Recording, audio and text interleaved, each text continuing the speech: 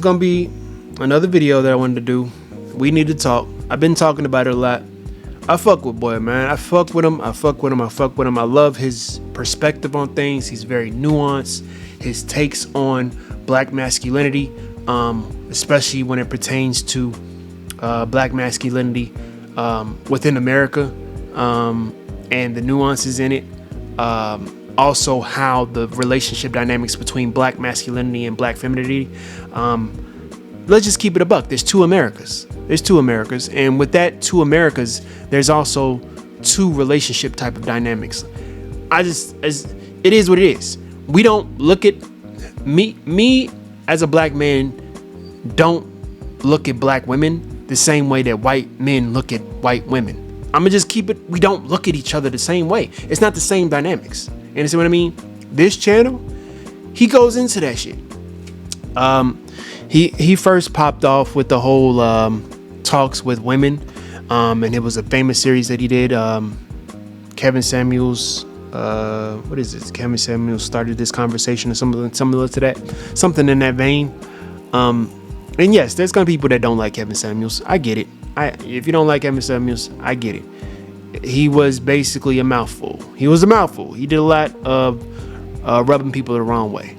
But if you like more nuanced takes, people that are more empathetic to both sides, both black men and both black women, and people that call out the bullshit on both sides, both black men and both black women, We Need to Talk is one of those type of pages. For real. He doesn't get the credit that he deserves. He deserves a lot more love. I try to support him as much as I can, for real. And he's a down-to-earth brother, for real. But we're going to watch this one. You don't actually like men. And I'm pretty sure that this goes into the statement of you don't actually like women. That was making its rounds around America. I mean, TikToks or whatever the fuck it was. You don't actually like women. Movie, for example, that just came out. Stuff that I can see Sean C saying, you don't actually like women. He probably made a video with that type of title on it too. Apparently some of the reviews from people I trust are describing it the way we've seen films and movies for some time now. Now, the person that's talking is Dr. T. Hassan Johnson. He's a professor of black male studies. He's very fucking good with what he do. I want to do a video about, he's probably made some videos, short videos that I can do some on too. I hope that he's still making some videos. I haven't been to his page in a minute, but Dr. T. Hassan Johnson. Matter of fact, I could probably check out his work right here. It's actually in the description. Yeah, he did do something on sinners. So cool. I'm gonna try to check out. Okay, I'll allow you to serve me now. Yeah, I gotta check out his shit. Because Mark Lamont Hill is definitely one of them niggas that is like, what the fuck? Blueberry muffin today. And Shamir said that. All right. I mean, this new Barbie movie, for example, that just came out. Apparently some of the reviews from people I trust are describing it the way we've seen films and movies for some time now. Presentation of men as inherently toxic and problematic, really. And this subtext of women and girls only being happy when they can be free of men or be in complete control of men, right? So you either liberate from him or you control him. Those are the only two ways you can really, deal with a male and be in a position of comfort and safety. But short of that, he's a problem. And I said this even about Kevin Samuels. I was like, you got one dude on YouTube that you're upset about, but some of the most offensive stuff I remember reading was required reading in graduate school from, some professional feminists that were incredibly misandrous in their frame. So I'm like, so I had to read this, but you have a problem with a YouTuber that you don't have to listen to. Did you see any men throwing parties or celebrating when Bell Hooks died? Ask that question about Kevin Samuels. Did you see women throwing? Bell Hooks had the most black misandry noir type of shit. She really had a disdain for black men. I'm just gonna be honest with you. She had some wild shit to say.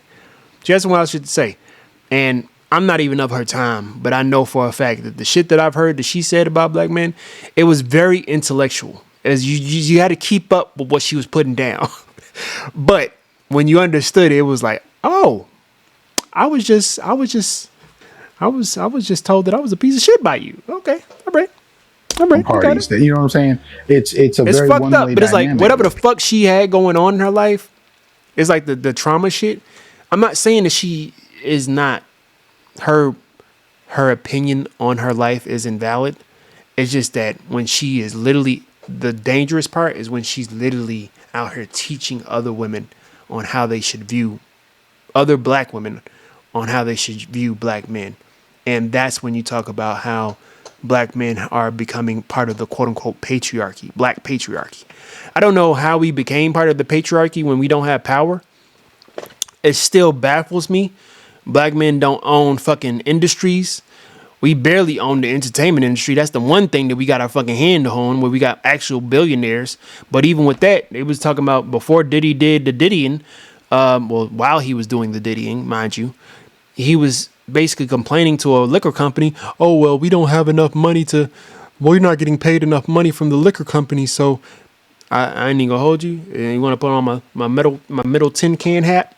I think that after Diddy did what he did when he tried to call out the mob, the Russian mob, when they was basically talking about the whole aspect of black people not being represented enough in the liquor industry, and he tried to go for the Russian mob type shit, I think that that's where he fucked up.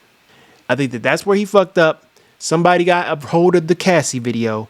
Shit kind of went left. We here where we at. You know, we're here now. That's just my little propaganda shit. You know what I mean? My black people propaganda shit. Like, them niggas be niggering.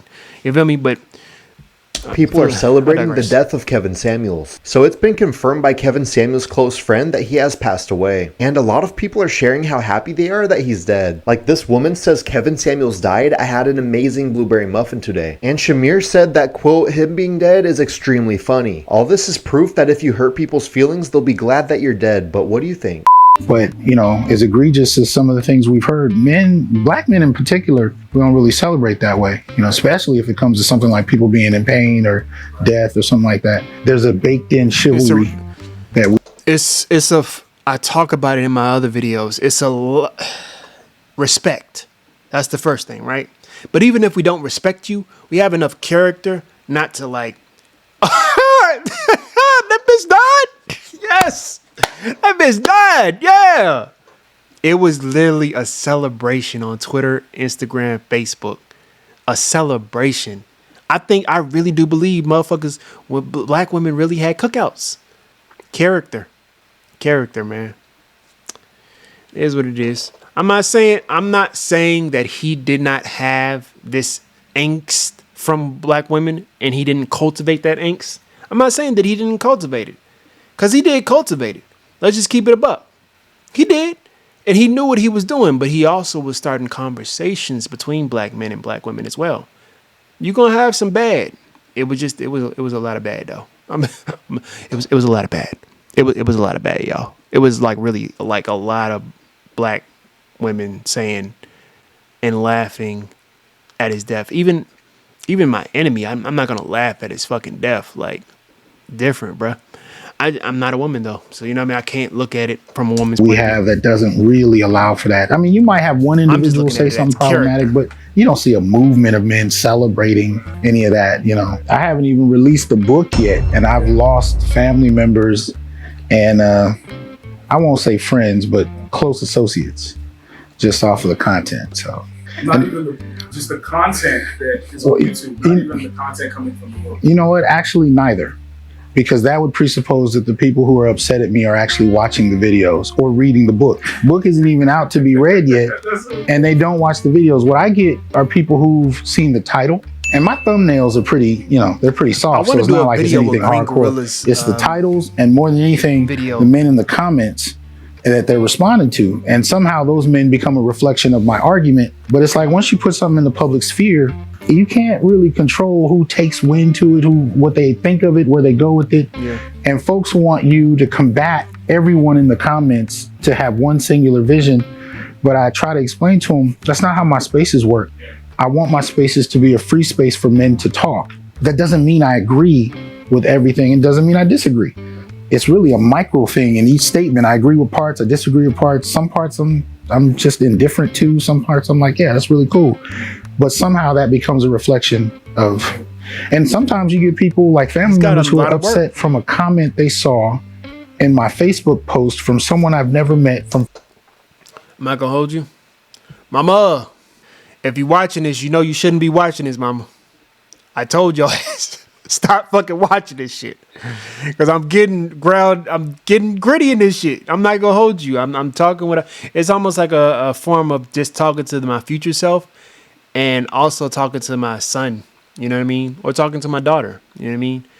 And just letting them know the dynamics that I'm having at this age of 35 and praying that they understand a dynamic of a black man, you know what I mean? I try to be as nuanced as I can. I tell you what it is. Sometimes I ain't the best, you know what I mean? It is what it is. But I do try to keep it 5 years unbiased. ago. Part of my book is dealing with what I call the black masculinist turn. And I use that very example. Nuanced, you had men that vehemently disagreed with Kevin, but when they saw women celebrating his death, even that gave them pause, like, whoa, where is that level of intensity coming from? I mean, we could disagree with the cat, but to celebrate it and suggest that this is... I literally seen people that did not disagree with Kevin Hart and actually went on and actually tried to, tell him about himself, like actual men. And then when they seen how bad black women were literally cackling and literally laughing and celebrating his death, it literally did put them almost in a state of, that's fucked up. And I didn't know that I was on that side. It was like a realization of, I didn't know I was on the side of women that had this type of energy for a human being. You know what I mean? Yes, the human being was an asshole. He said some asshole shit. You know what I mean? But he wasn't out here motherfucking raping women. You know what I mean? He wasn't out here motherfucking, you know what I mean, doing motherfuckers dirty and shit. You know what I mean? He was talking shit. He was definitely talking shit. He was talking cash money shit. He was talking cash money shit.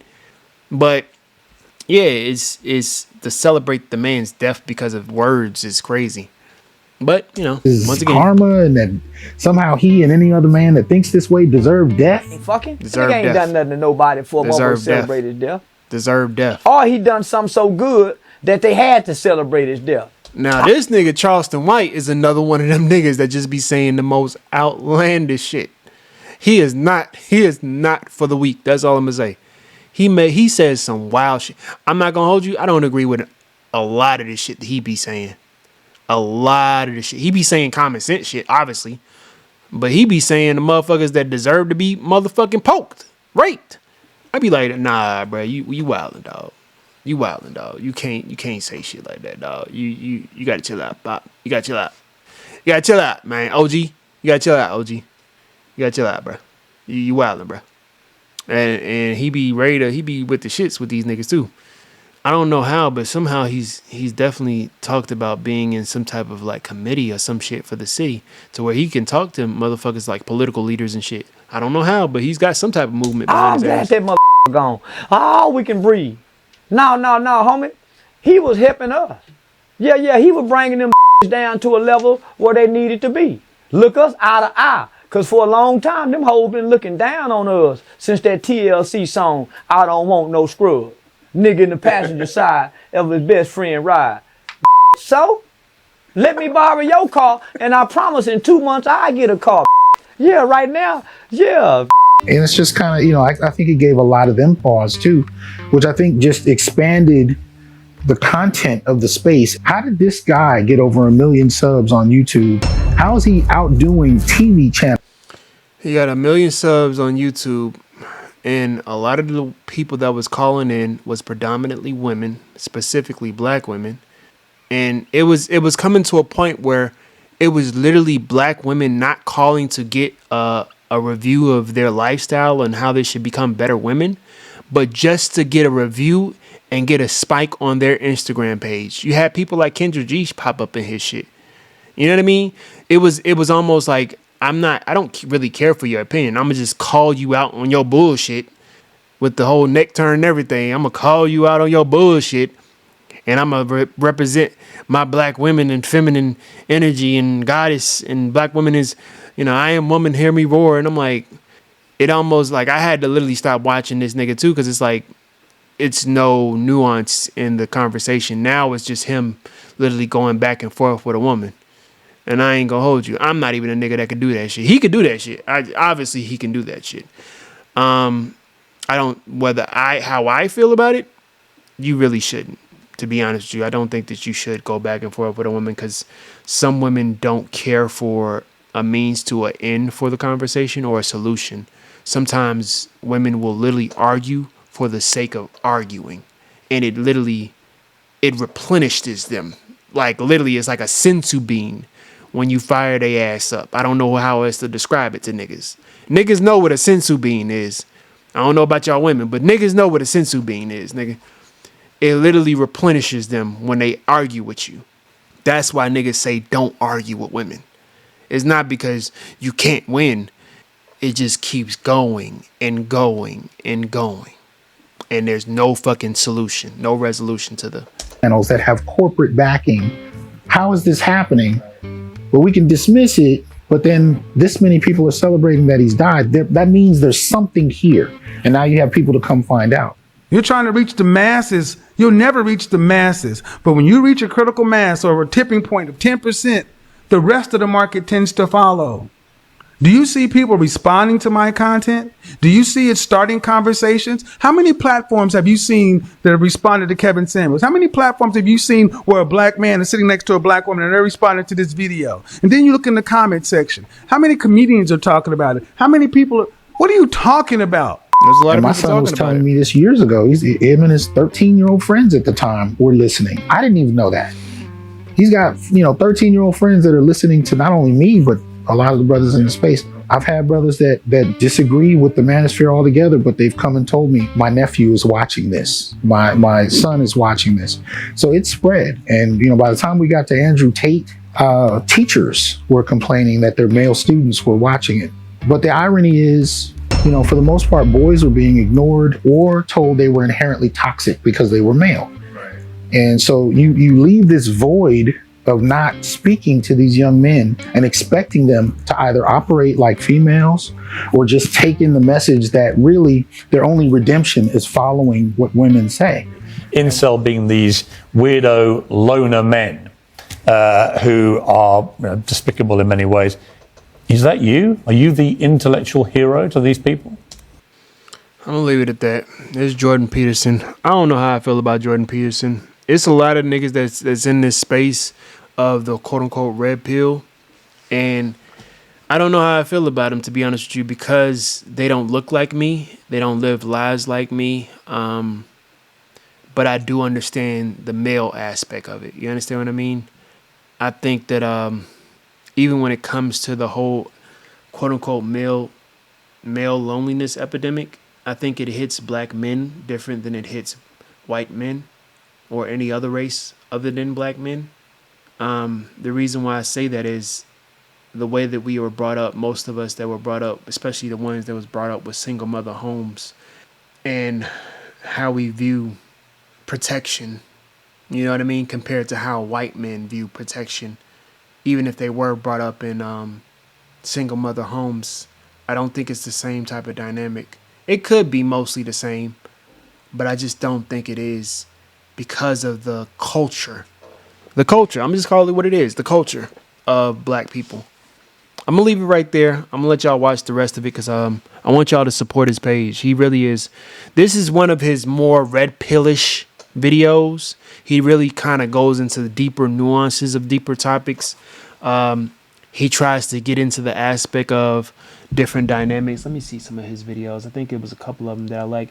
He spoke on one of that video, like they cloned Tyrone. Oh, see, he goes into the believe all black men. I think he went into City and how to gaslight black men. He talks about really dope shit, man. I ain't gonna hold you. The insatiable black girl. Him. I need to watch that. I don't think I watched that one. Yeah. The man bear conversation. He had a yellow light series. Let me see. What was the playlist that yeah, Kevin Samuels started this conversation. That was the one that I started watching a lot more. And then I started watching the Black Marriage Masterclass. But yeah, I fuck with him, man. I fuck with him. It's never been a point where I didn't agree with him. And that's why I fuck with him. It's never been a point where I said, you know what I mean? There's probably been some times where I was like, okay, maybe I don't see it that way, and maybe I need to check the way I see things. But whenever I did that, it was because of his views on black men. You know what I mean? And how I look at my dynamics between myself and my relationships with my father, my relationship with my mother. He talks about really dope shit, man. I really do fuck with his views. And another thing is, I appreciate the fact that he also differentiates the facts of basically the Caribbean black man compared to the Black American black man, compared to the African diaspora black man. He knows that there's nuances even in those subsectors of blackness. That gave me all the brownie points in my book. You know what I mean? I really fuck with that because there is nuances within those black spaces. Even black diaspora come over here and are told not to fuck with those niggas. You know what I mean? Don't fuck with them niggas, cause those niggas go to jail. He talks about that in some of his videos, some of his lives.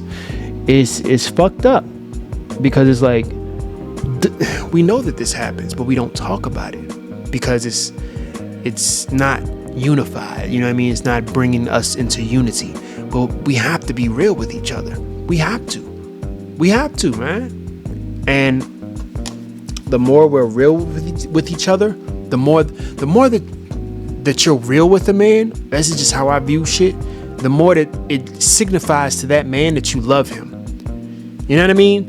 And any man that takes offense for that realness is a man that's wrapped in emotions that's very toxic. You know what I mean? If he can't literally put his emotions to the side and look at the aspect of, okay, maybe I might not like how this is presented to me, but is he right? Is it truthful? Is it hitting a chord, and why is it hitting a chord? You know what I mean? That's how I want to approach conversations. You know what I mean?